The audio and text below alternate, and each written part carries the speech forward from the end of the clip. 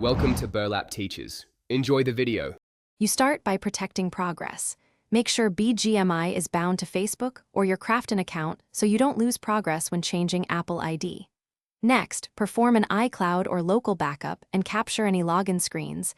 This ensures you can restore settings. Once done, sign out of the old Apple ID in Settings Your Name. Make sure to keep a copy of any important data. You're now ready for the account swap step. You'll now swap ID. Sign out of the old Apple ID in Settings and choose to keep a local copy of data when prompted so nothing vanishes. After signing out, sign in with the new Apple ID. This updates purchases, subscriptions, and Game Center identity. Then open the App Store and Game Center to confirm the new ID is active. If Bgmi asks to reauthorize Game Center, follow the prompts. This step links the game to your new Apple ID identity. You finish by opening Bgmi and verifying your in-game account is still bound to Facebook or Crafton.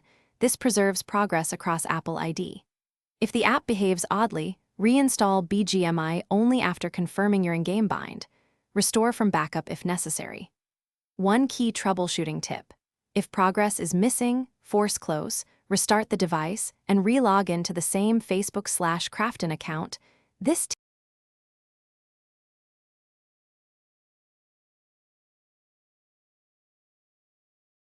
Thanks for watching. Consider subscribing if this video helped you.